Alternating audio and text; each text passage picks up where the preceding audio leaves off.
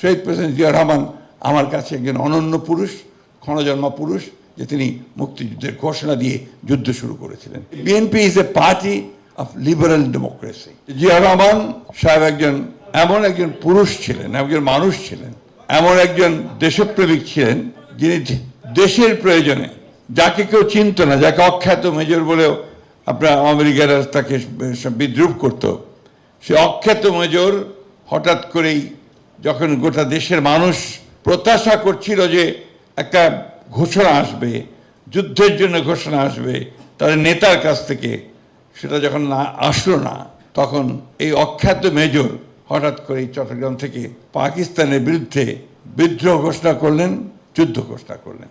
বাংলাদেশের মানুষ তখন একেবারেই একমত হয়ে গিয়েছিল যে পাকিস্তানের সঙ্গে আর থাকা যাবে না, বেরিয়ে আসতে হবে এবং তার জন্য যুদ্ধ করতে হবে। এবং সেই যুদ্ধটা শুরু করেছিলেন শহীদ প্রেসিডেন্ট জিয়া রহমান, যে 1970 সালের নির্বাচনে একটি প্রশ্নে সবাই আপনার একটা দলকেই ভোট দিয়ে বসে থাকলেও সেটা ওই দলের জন্য না, মানুষের আকাঙ্ক্ষার কারণে। মানুষ তখন পাকিস্তান থেকে বেরিয়ে আসতে চেয়েছিল। That was the reality at that time.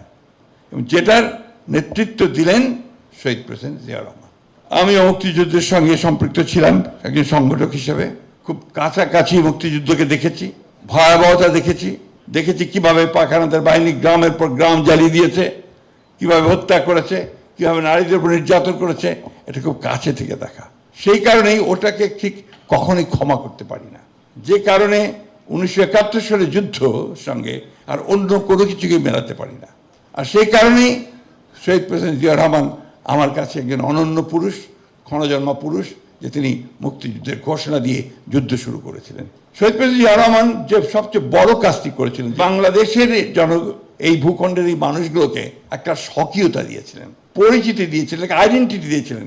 জামাতে ইসলাম ক্ষমতায় চলে যাচ্ছে, তারা সবচেয়ে বেশি ভোট পেয়ে তারা নির্বাচনে জয়লাভ করবে, এমনকি আমাকে পর্যন্ত পরাজিত করে রেখে দিয়েছিল মিডিয়াতে, ঠিক না? অথচ দেখেন মানুষ কিন্তু ভুল করলো না, মানুষ কিন্তু ঠিকই তাদেরকে বাদ দিয়ে দিল, বিএনপিকে বেছে নিল। কারণ বিএনপি প্রতিনিধিত্ব করে একটা উদার গণতান্ত্রিক রাজনীতি।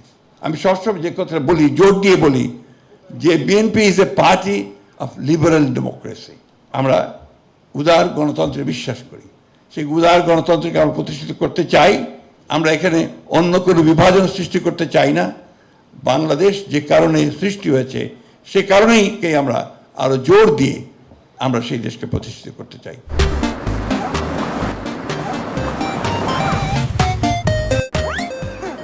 সে কারণেই আমার নেতা, আমাদের প্রধানমন্ত্রী তারেক রহমান সাহেব যে স্লোগানটা দিয়েছেন, সবার আগে বাংলাদেশ, এটার মধ্যে কোনো ঝামেলা নেই। মানুষ কখনো সেখান থেকে সরে যায়নি।